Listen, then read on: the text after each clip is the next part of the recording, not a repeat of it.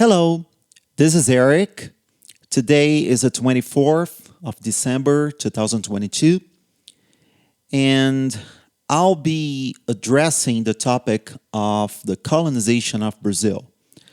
Of course, I'm going to need a few classes to cover the entire topic, but this is the first class regarding this theme, and I really hope you enjoy it. Okay?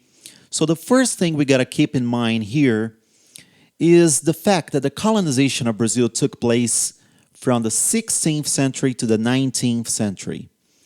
Okay, when the Brazilian lands housed the Kingdom of Portugal and its colony, and along with the idea of the colonization, we must keep in mind that the ideology that prevailed at the time was the mercantilism. And together with the mercantilism, we had the navigations. The navigations were debuted by Portugal. And then we had Spain that together with Portugal formed, this the two superpowers at the time that led the way to conquer the world of those days. So they were pretty much based on the mercantilism ideology, as I said. And this ideology took place from the 16th century to the 18th century. And what was it? As we can read here, the mercantilism is an economic system of trade that spanned from the 16th century to the 18th century and was based on the idea that a nation's wealth and power were best served by increasing exports and trade. Right? So, let's understand mercantilism and navigations a little better. Let's understand how these two work together so we can have a clear scenario of the time. Okay, so the mercantilism, as I said, is an economic policy that is designed to maximize the exports and minimize the imports for an economy. Right? This has everything to do with the idea of the positive balance of trade, which is our first item there. And we also have the idea of imperialism. This is not something that emerged in this period, right?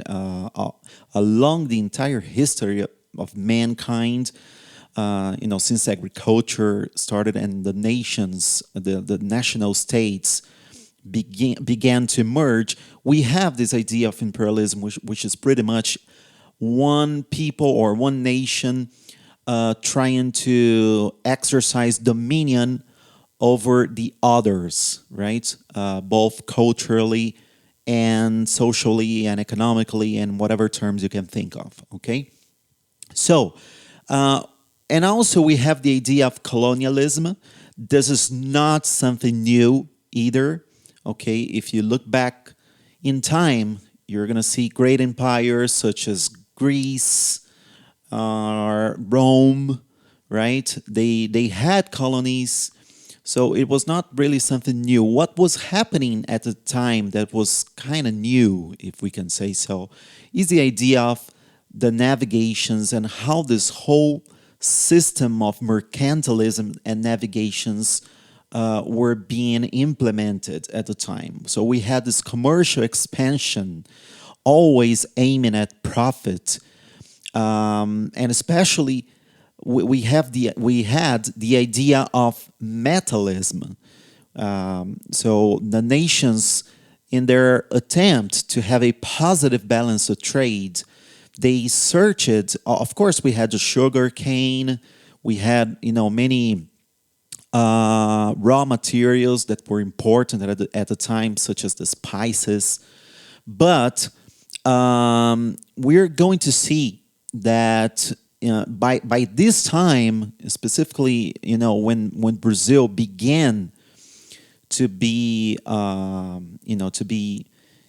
let's say, used by Portugal, we can see that metallism was on the high with Spain. And the Portuguese also had, a great expectation of finding gold here.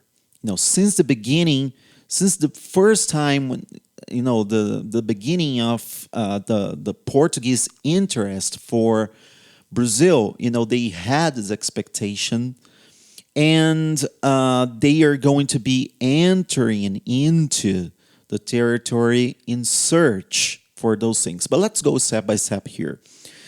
We cannot forget that there was also the idea of spreading Christianity, Catholicism specifically, okay? Because one thing is Catholicism, another thing is Christianity, the genuine and original Christianity. Catholicism at the time had nothing to do with Christ or with the authentic and genuine Christianity, okay? But, the Catholic Church was really in a pursuit of spreading, their dominion. We had at the time in Europe, all that battle between the Protestant movement and the Catholic Church with the counter-reform, right? So the Catholic Church was really looking forward to expanding, their area of influence. And we also had, as a last item, here that we must take into consideration, we had the fact that, these explorers, they had this adventurous way of seeing the navigations and the challenge that they invited, these explorers to face. I mean, the explorers, they were eager to conquer the world, to explore the world, and not only nations, but there was this big imagination of how the seas, or what the seas would be like, what the seas had in store, to be discovered, by these great explorers. So there was this great adventurous character of the navigations that we also must take into consideration here. What else can I tell you? Oh yeah. Before we mention, Martin Afonso, as you can see there, one thing that is also very important for us to understand in terms of the colonization and mercantilism. The main characteristics of the Portuguese colonization in Brazil were civilizing, exterminating, exploring, populating, conquering, and dominating. So it's really a paradox to think how, you could have the church that should be the one preaching the gospel of Christ, that is all about love and forgiveness and equality.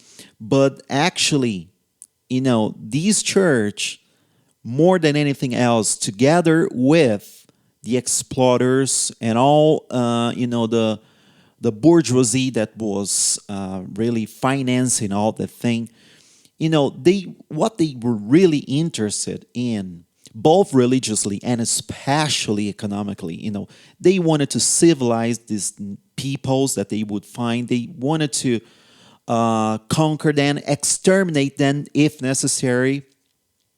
They wanted to populate these areas, and they saw these peoples as inferior. This is something that we must understand. When they saw those people, they really had this idea that they were savages, right? Some historians call the first contact between the Portuguese and indigenous peoples as a meeting of cultures. But what we perceive with the beginning of the Portuguese colonization is a process known as a disencounter of cultures.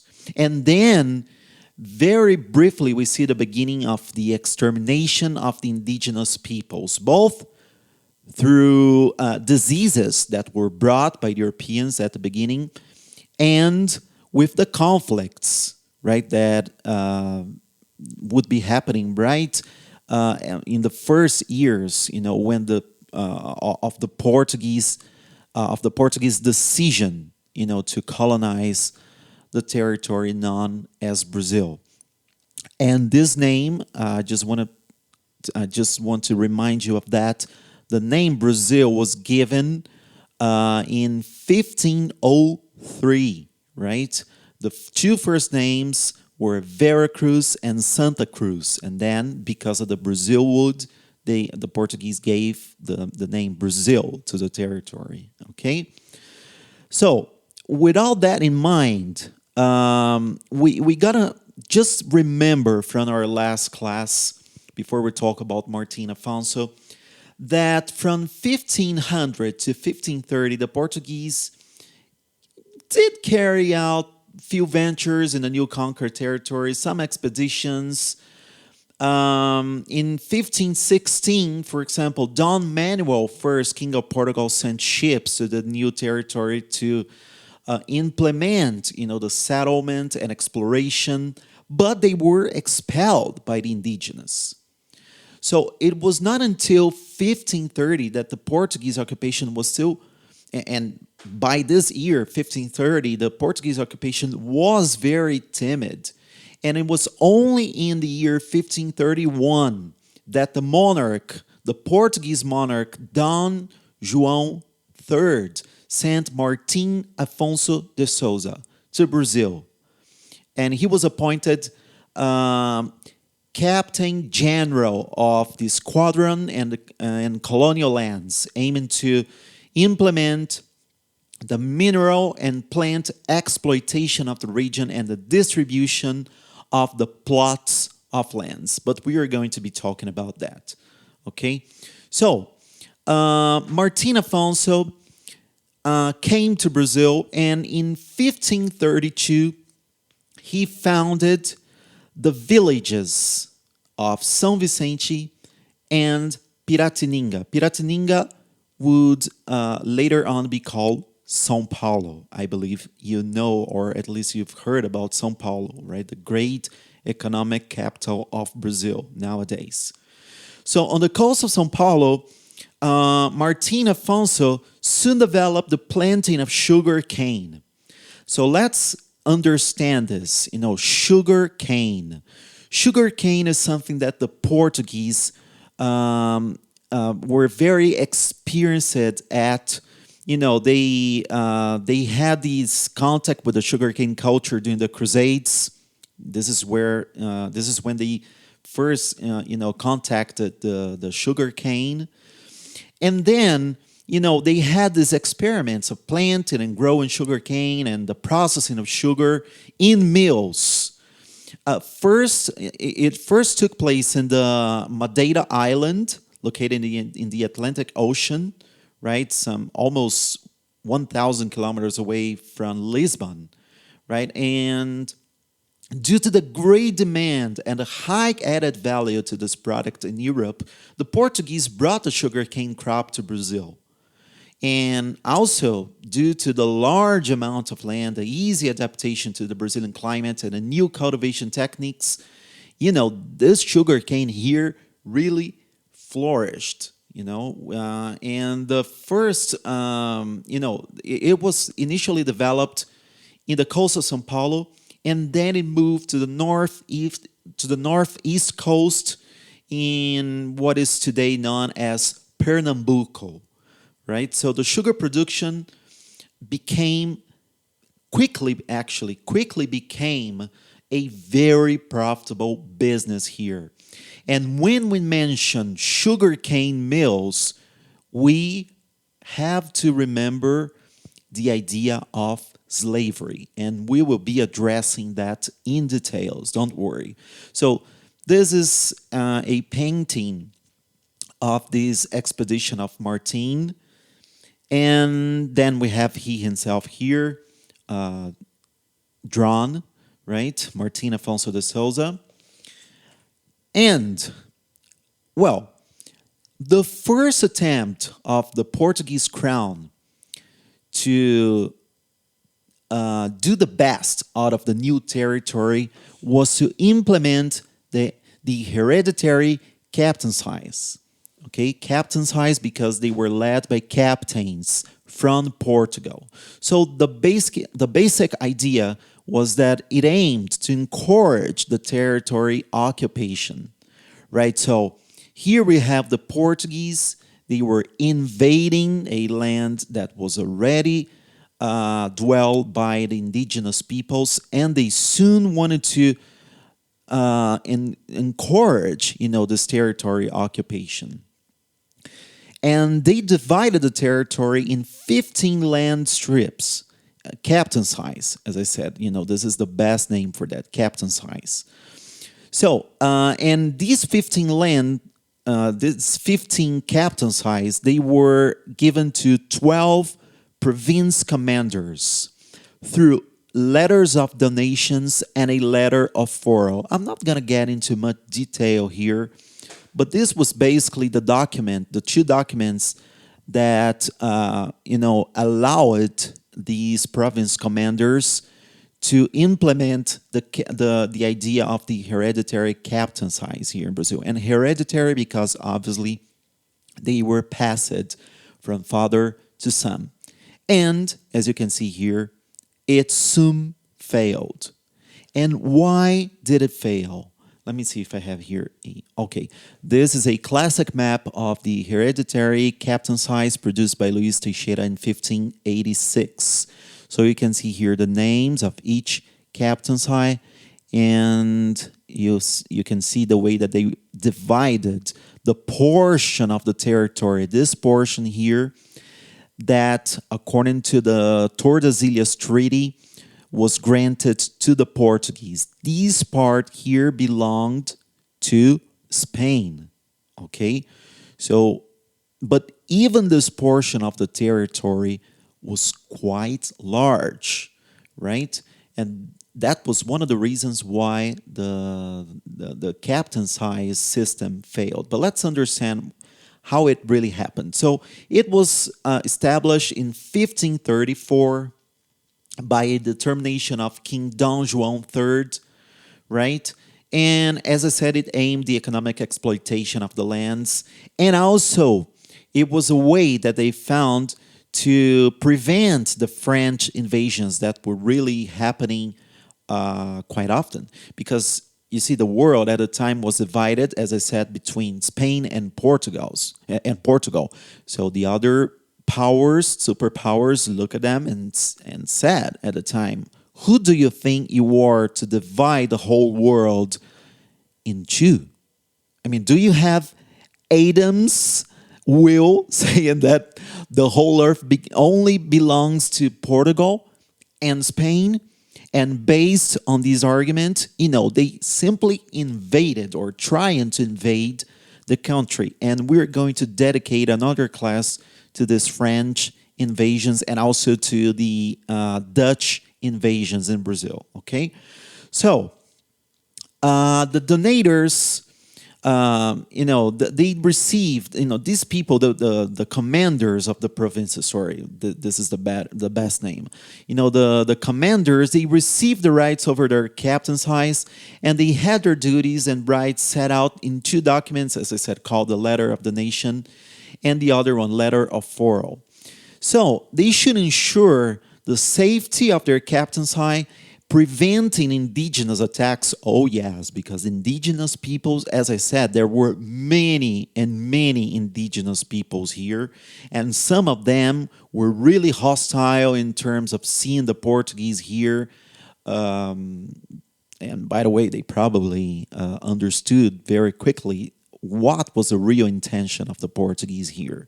Because if you remember well, we had the barter in the beginning when, before the colonization itself, the Portuguese exchanged mirrors, axes, and, other things like that with the indigenous people for wood, for the Brazil wood.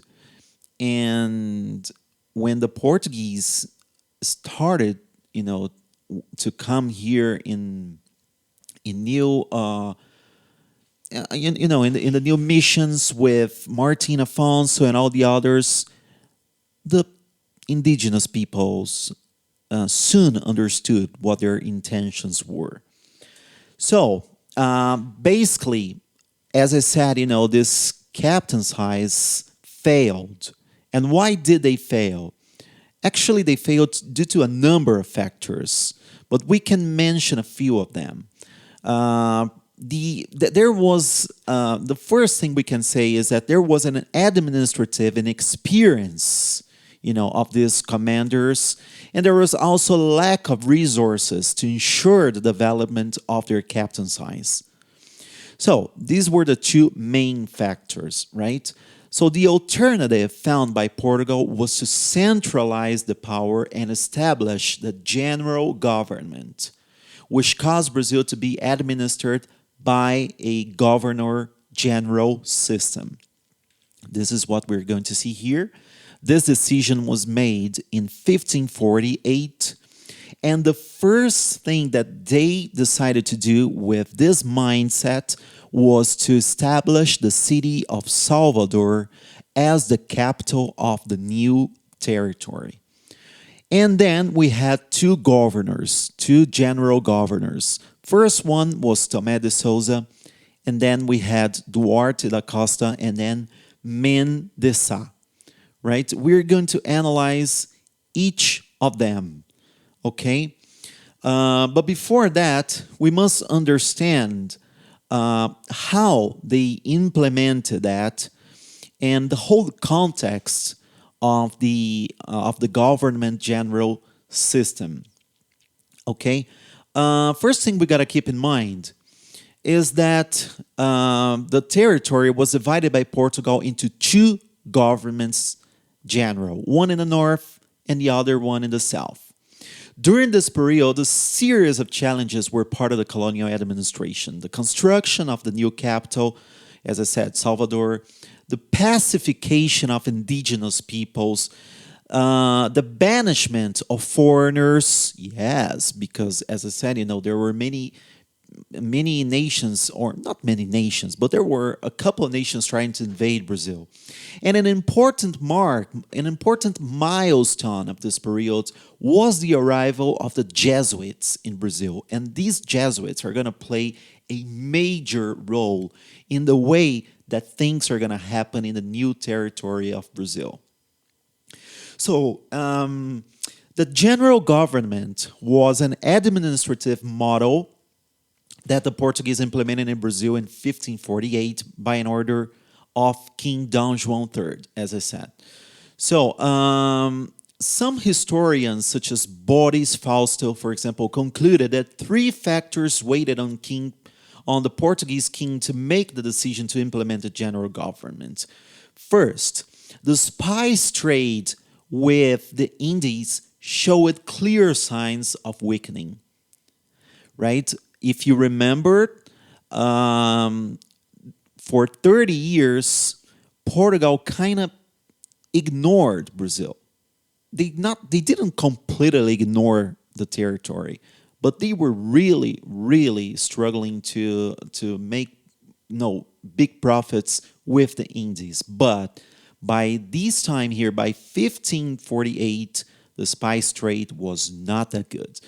Second, the Portuguese were failing in the goal of building an empire in the region of Morocco. Oh yeah, Brazil was not the only place where the Portuguese were, but they were really failing in other places. And third, the Spaniards were extracting large quantities of precious metals from their colonies. Yes, the Portuguese knew that. And they were like, what the heck are we doing out of Brazil? We gotta go there and we gotta find gold there. And yes, they would find gold here, but it would take some time for them to find gold. It didn't happen immediately. And the fact that they didn't immediately find gold, I could say that really kind of frustrated Portugal in the beginning, but it was not really the end of their hope. Because, as I said, the land was really generous in terms of allowing the plantation of sugar cane. So they made profit here through the sugar cane until they found gold in the 17th century. Okay, so the combination of these factors gave rise to the need to transform the Portuguese America into a profitable venture for Portugal, right?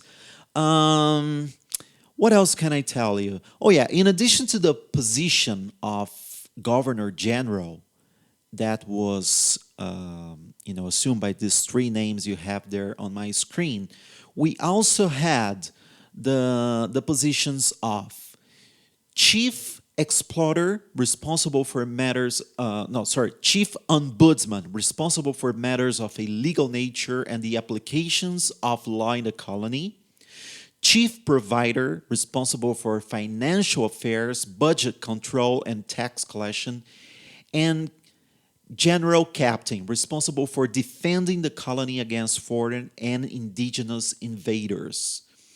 Right, so let's talk about the first of these three here. Let me see what we have here. Oh yeah, as I mentioned, the first economic cycle was the Brazil wood cycle that took place in the pre-colonial period. And then the second one, which we'll be talking for a while, was sugarcane. Gold was only found, as I said, later on. So we're going to dedicate some specific classes to approach the matter of the discovery of gold here in Brazil. So let's go back here and talk about Tomé de Souza. So, he officially arrived in Brazil in 1549, and the capital built during his government was named Salvador. The construction of Salvador occurred through the resumption of the captaincy that exists in the region and that was under the possession of Francisco Pereira Coutinho. With Tomé de Souza, approximately 1,000 people came to Brazil, many to assist him in the process of building the city. So 1,000 people. That's a lot of people. Another crucial point of Salvador's construction was that the Governor General implemented a policy of peaceful coexistence with the native indigenous peoples, which was a crucial element to allow the development of the city. Of course, if he had to fight against invaders and the indigenous peoples that knew the land much better than him, he would fail. He knew that. So he tried initially to make peace, to keep peace with these indigenous peoples here. So Tomé de Souza only allowed the settlers to enslave the indigenous hostile peoples to the Portuguese, right? So only those indigenous peoples that were hostile could be enslaved. This policy displeased many of the settlers who wanted a free way to enslave the indigenous. Oh, they were so good, huh? Next to Tomé de Souza also came to Brazil the first Jesuits. As I said, the Jesuits are going to play a major role in the development of this society here in Brazil. So, these Jesuits were led by Manuel da Nóbrega and had as objectives to evangelize the indigenous peoples and improve the customs of the colony. The Jesuits' plan of action was developed by Manuel da Nóbrega himself and consists of creating small villages. This is very important. So the Jesuits created small villages and moved the indigenous populations to these places so that they would be evangelized and learned to live in an Europeanized way of life.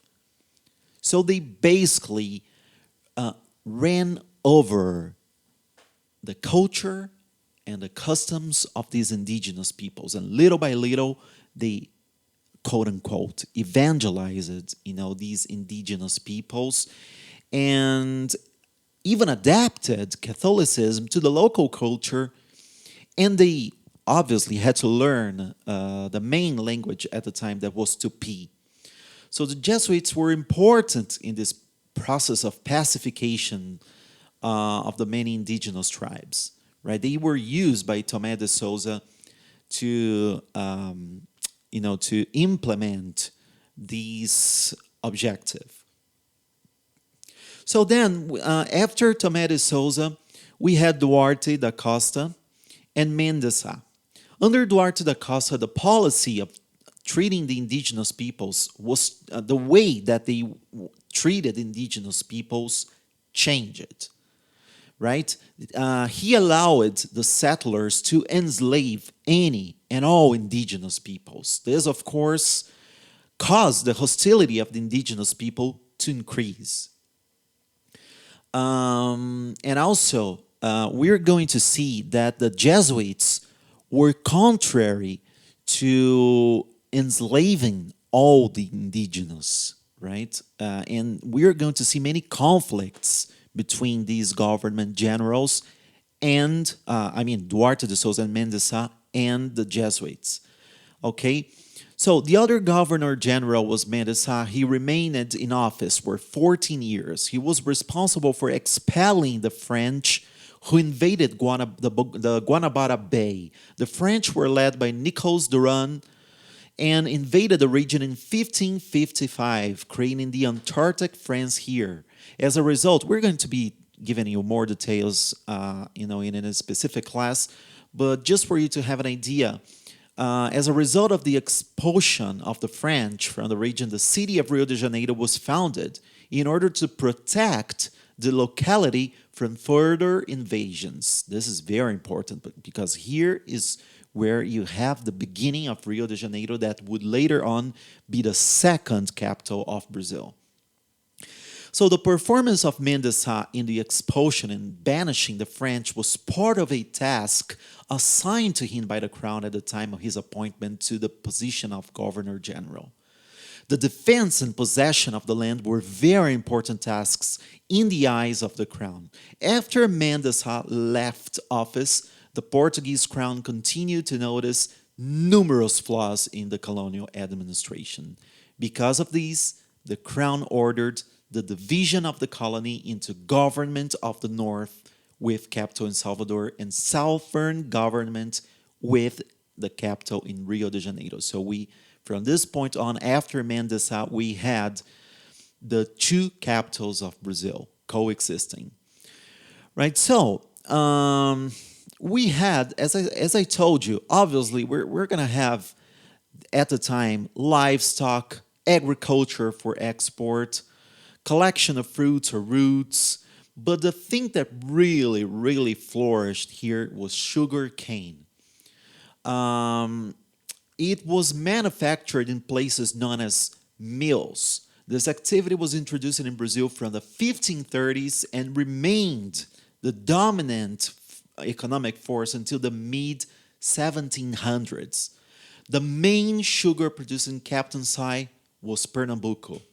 Yeah, because the captaincies, they failed, but Pernambuco, for example, was one of the fields that flourished, right? So they used the idea of the captaincies that managed to flourish to, implement, the sugarcane plantation in the territory. And the whole concept of the captaincies and how it was implemented here generated a big issue of the division of lands in Brazil, something that would carry on until nowadays, right? So this is a very important thing, and we're going to be talking more about that in future classes. Okay, so basically this is it. This is our first class about the colonization of Brazil.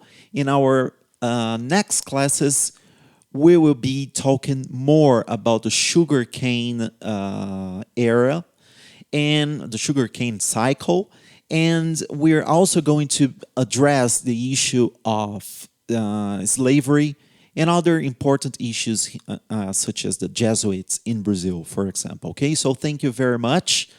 And I hope to see you in my next class. Bye-bye.